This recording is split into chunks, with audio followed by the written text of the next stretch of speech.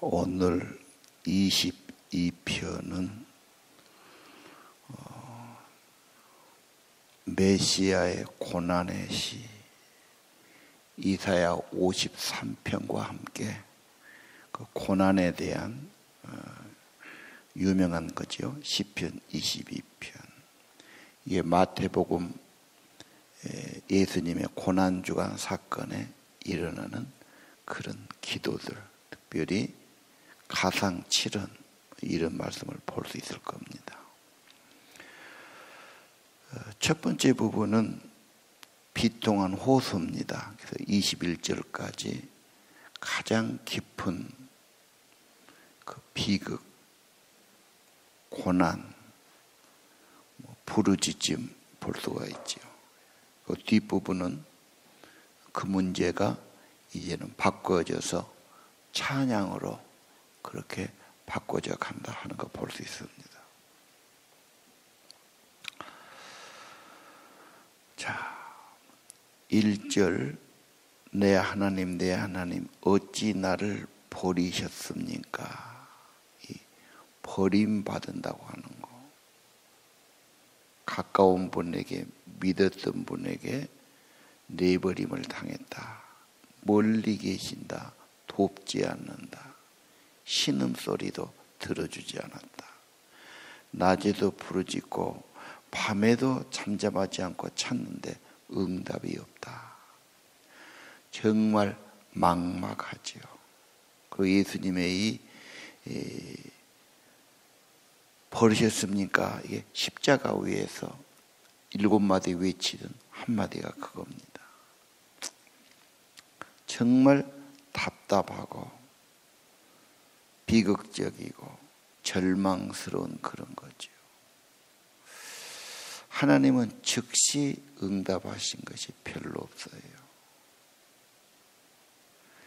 그래서 정말 신앙을 가졌지만 답답하고 오래 믿고 경험을 많이 했지만 언제나 그렇습니다. 조바심이 나고 답답하고 하나님 정말 살아계십니까? 막 이렇게 하면서 근데 이것이 하나의 성숙이 되는 과정이고 뿌리를 내리는 과정이고 신앙이 보배가 되는 과정이죠. 그냥은 안 된 것 같아요.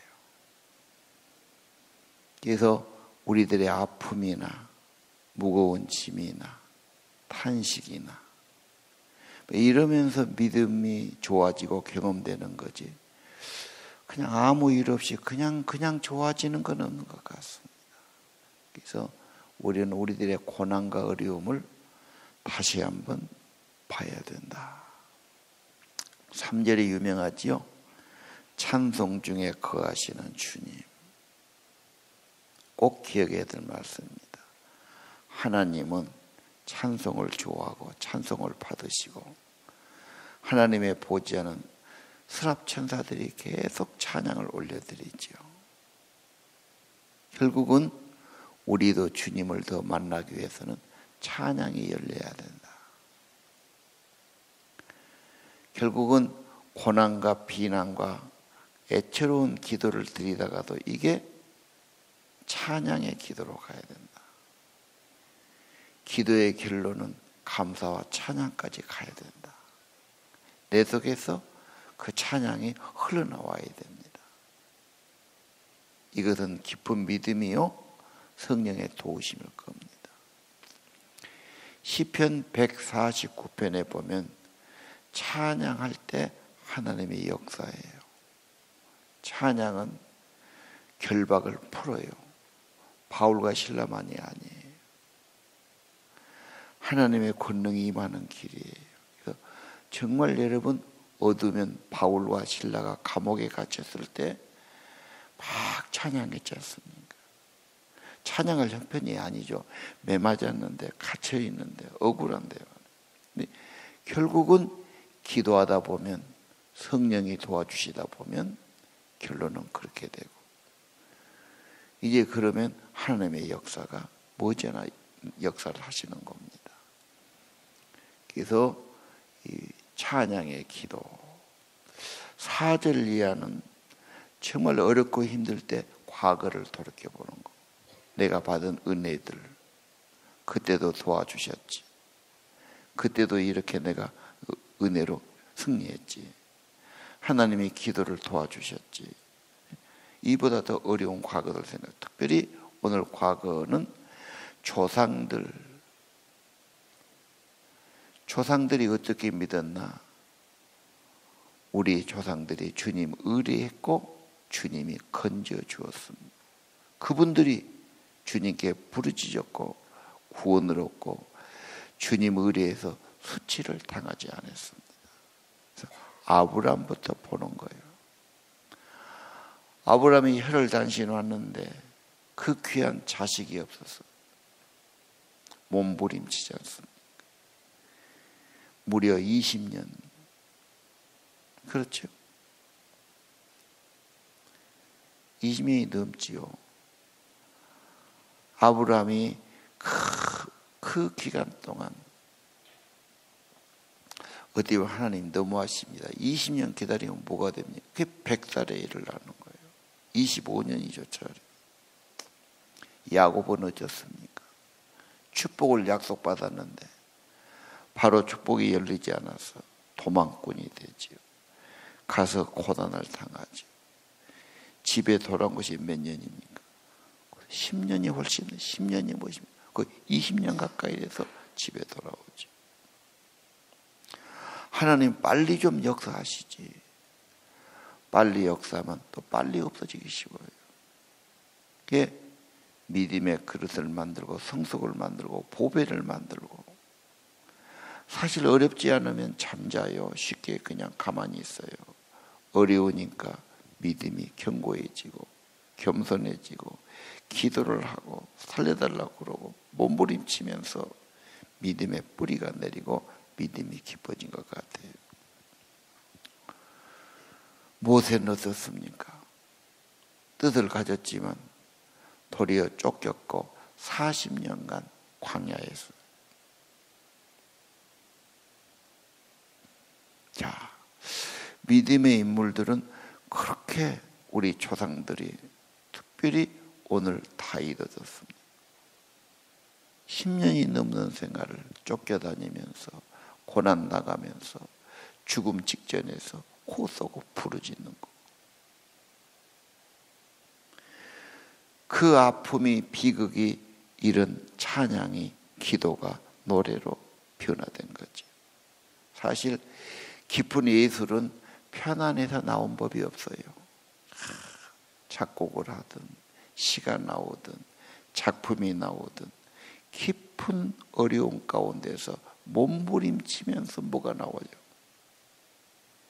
그래서 옥동자는 해산에 고통하고 애기 낳는 거지 그냥 난 사람이 없지 않습니까? 믿음의 보배는 그냥 된 사람이 없어요. 다니엘이 그냥 됐습니까? 자, 하여간에 우리 조상들이 어떻게 했나? 성경은 뭘 보여주고 있나?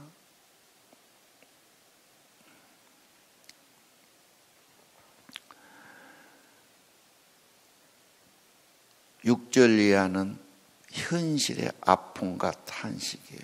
그래요. 현실은 뭔가 비극도 있고 오해도 있고 갈등도 있고 사고도 있고 뭔가 문제가 있어요.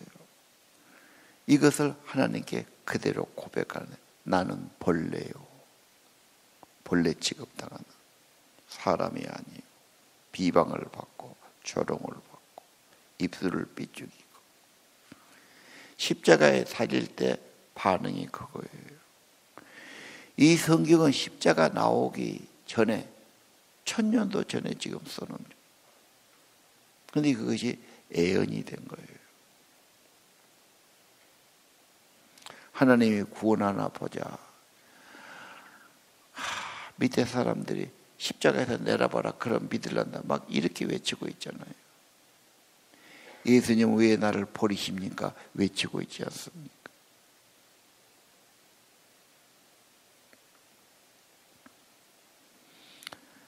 예수님은 마지막까지 선언을 당하고 죽임을 당하고, 그렇죠. 그리고 하나님이 때가 되니 부활시키고 역사를 하신 거죠.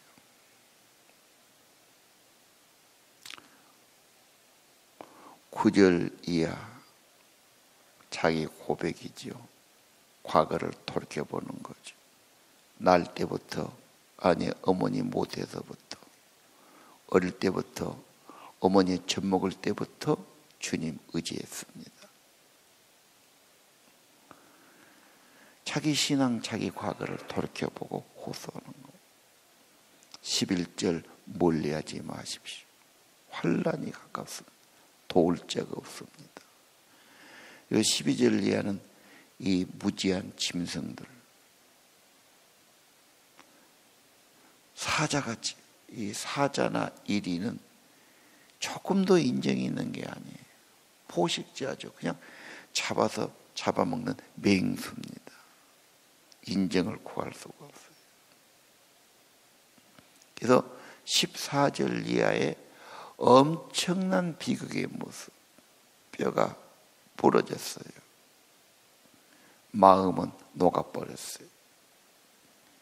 힘이 다 빠져서, 진액이 빠져서 혀가 말라붙고 입천장이 붙었습니다. 이게 십자가에 달리면 피를 다 쏟으니까 이제 목이 말라서 그렇게 혀가 붙어버려서 말하기도 어렵다고 말이에요. 정말 진액이 다 빠진 것이.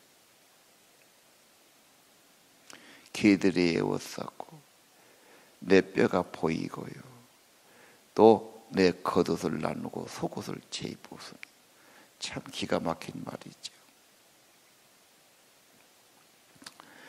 그러면서 그런 상황에서 여호와여 속이 도와주세요. 이 개들의 세력에서 나를 구하소서, 사자의 입에서 나를 구하소서, 응답하소서. 이런 비참한 외침이에요. 탄식이죠. 호소하는 거죠. 많은 시편의 기조는 탄식의 호소, 탄식의 시, 호소의 시, 부르짖음이죠. 자,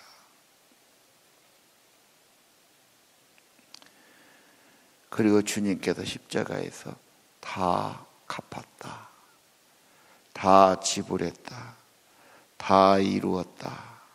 우리가 받아야 할 죄값을, 버림을, 비극을 다 담당하신 겁니다. 예수님이 만약에 이런 고난을 당하지 않았다면 위대한 분으로 남을 겁니다. 그러나 지금은 많은 사람이 예수님이 십자가로 구원을 얻고 나 위해서 희생당하시고 죽으시고 비통한 어려움을 겪으시고 내 죄값을 지불하신 어린 양 구속의 사건으로 여기니까 주님 앞에 머리 숙여 경배드리는 겁니다. 감사와 찬양을 드리는 겁니다. 2000년이 지나도 그런 겁니다. 아니 그런 사람은 점점 앞으로 많아질 겁니다. 그분의 비극과 고난은 결코 헛되지 않아요. 하나님의 구속을 이루신 위대한 사건이 됐어요. 우리가 뭘 믿습니까? 십자가의 구속. 뭘 찬양합니까? 날 구원하신 예수. 여러분의 고난과 아픔, 비극 왜 안 도와줍니까? 왜 이런 일이 있습니까? 부르짖어 왜 안 들어주십니까? 그러면서 과거도 생각하고 성경 인물도 생각하고 내가 받은 은혜도 생각하고 뭐 이러면서 몸부림치는 겁니다.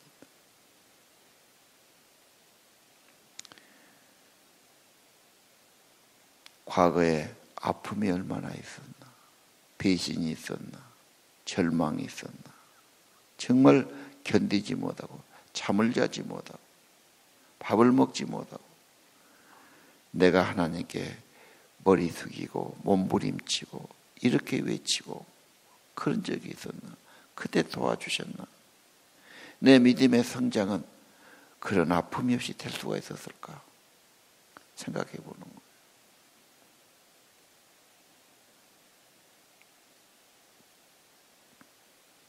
신앙의 인물들 이야기했지만 그런 아픔 없이 되는 분은 거의 없습니다. 보배를 만들고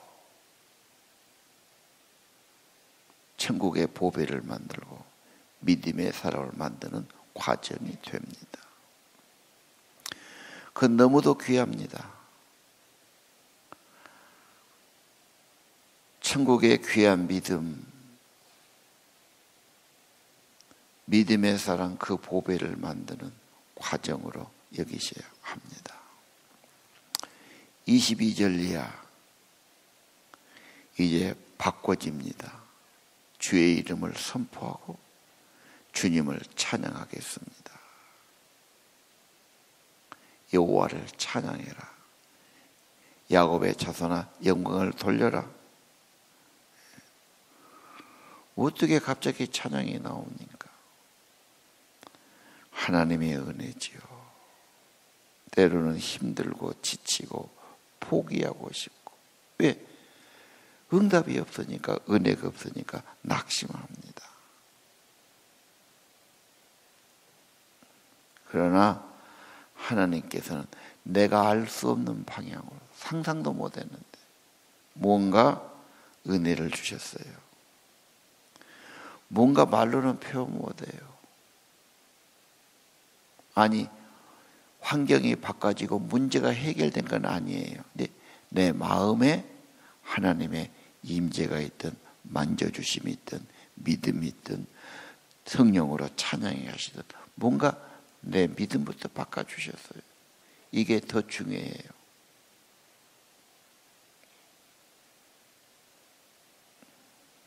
정말 지치고 포기하고 싶어요. 해봐야 소용없는 것 같아요. 그래서 히브리서 4장 은혜의 보좌가 열려 있어요. 주님은 때를 따라 돕는 은혜를 그때그때 주셔요. 그래서 주님께 나가라는 거예요. 아픔을 통해 성숙해져요. 깨달아요.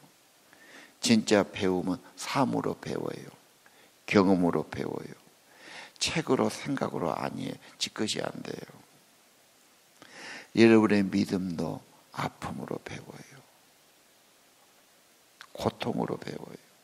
진짜 그래요. 예수님은 이런 시험이 올 때 어쨌습니까? 40일 금식했죠. 시련이 왔지요. 악마가 고난을 주지요.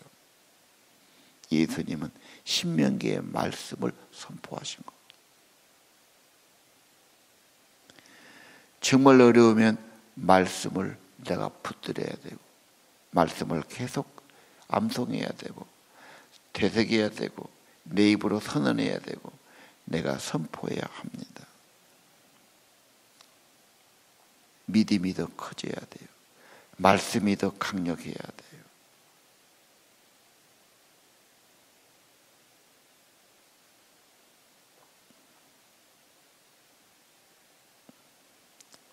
하나님은 그 위에 계시고 보좌에 계시고 전능하신 분이고 합력의 선을 이루신 분이고, 내가 이제 했으면 짐을 다 내려놓는 거고, 이제 내가 할 일은 호소를 다 했으면 내가 할 일은 보좌에 계신 하나님, 찬송 중에 계신 하나님 찬양을 드립니다.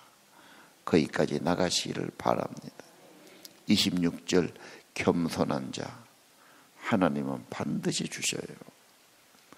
찾는 자 반드시 은혜 주셔요. 조바심이 나서 할 만큼 했다고, 그래서 문제지. 하나님은 마음을 주셔요. 소원을 주셔요. 기도할 마음 주셔요. 그것부터 은혜입니다. 내가 한 거 아니에요. 그분이 그런 마음 주셔서 하는 거예요. 거기에는 뭔가 은혜가 준비되어 있어요. 그래서 우리 내 마음부터 살아나야 합니다. 결론은 27절, 28절입니다. 하나님 나라가 회복되는 것, 열방이 돌아오는 겁니다. 어떻게 돌아옵니까? 내가 증인돼서.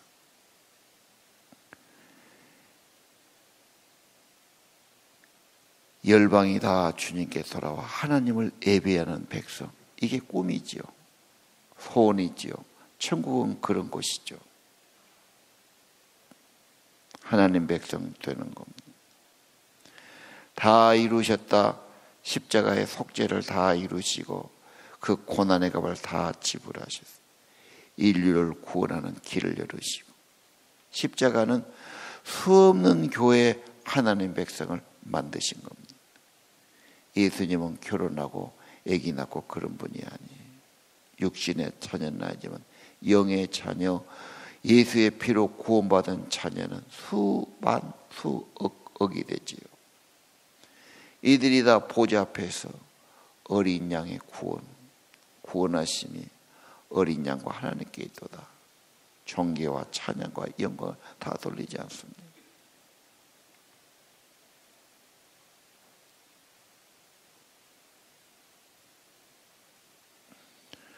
그래서 사람들이 하나님을 주제로 모시고 예배하고 절하고 영원히 살아나게 될 겁니다.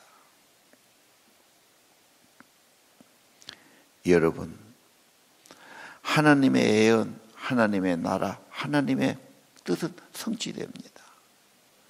네, 이런 고난을 통해서요. 지금도 어려운 나라들이 하나님 찬 열기가 뜨겁습니다. 핍박받는 곳은 더 그렇습니다. 좀 살만한 나라는 다 그냥 적당히 믿습니다. 불같은 부흥은 다 후진국에서 어려운 환경에서. 우리나라 말했죠. 6.25의 피난민들 가진 것 다 없어지고 거지가 돼갖고 천막치고 살면서 집이 없으니까 부산의 공원에다 천막 하나 치고 어디 가서 밥을 해 먹겠어요?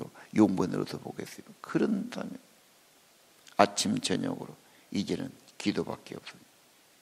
기도고 찬양하는 사람 수천 명이 그런 거 보고요. 이 나라는 망하지 않겠구나. 하나님이 이들을 들어주지 않겠냐.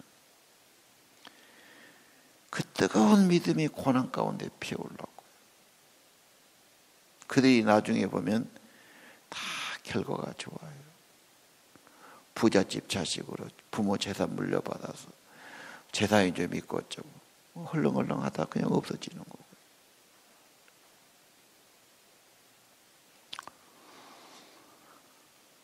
하나님은 자기 백성 결국 만들어 가십니다. 희생을 통해서, 아픔을 통해서, 비극을 통해서. 십자가의 비극은 말할 수가 없어요. 탄식이죠. 결과는 수없는 구원의 백성을 만든 걸 보시기를 바랍니다. 나의 아픔, 나의 비극, 나의 배신당하고 정말로 고통스럽고 잠을 못 자고 몸부림치는 기도. 왜 버리십니까? 왜 멀리 계십니까? 왜 돕지 않으십니까? 내 신음을 듣지 않으십니까? 내가 낮에도 부르짖고 밤에도 잠잠하는 왜 응답 안 해주십니까? 하면서 막 몸부림치는 거죠. 그러면서 깊이가 생기는 겁니다. 성숙이 되는 겁니다. 그러면서 하나님을 경험하게 되고요. 겸손하게 되고요. 정말 하나님께만 다 내가 의지하고 서겠습니다. 이게 되는 거고요. 특별히 오늘 30절, 31절. 우리만 그러냐? 후손들 대대로 섬길 거다. 우리의 믿음은 나로 끝나잖아요. 재산이야 자식들이 물려준다고 잘할지 그건 자신 못해요. 거의 어려워요. 고생 없이 수고 없이 된 재물은 거의 도움이 안 됩니다. 그러나 이 고난 가운데 하나님이 돌아오게 했는데 그들만 안 해죠. 그들의 후손이 섬기고 대대로 주를 섬기고 또 태어날 백성들에게 전해줄 거다. 내 자녀들이 다음 세대들이, 아니 손자 손녀 하나님을 알게 하고, 다른 건 없어도 이 신앙은 물려줘야 되겠고. 현실은 어려울 거다. 너희들 배신도 있고 실패도 있고 뜻없는 사고도 당하고 현실은 복잡하죠. 맹수들 같은 삶에 살거든. 너 낙심하고 좌절하고 도망가지 말고 하나님을 알아야 돼요. 기도도 알아야 돼요. 신앙으로 극복해야 돼. 말씀을 선포해 봐야 돼. 자기 영혼이 하나님께 다 쏟아놔야 돼요. 애절하게 부르짖어 봐요. 정말 겸손히 간구해 봐야 돼요. 그리고 그들도 하나님을 알아야 돼요. 그리고 그들도 대대로 주를 섬기고 주를 전하는 사람이 되어야 돼요.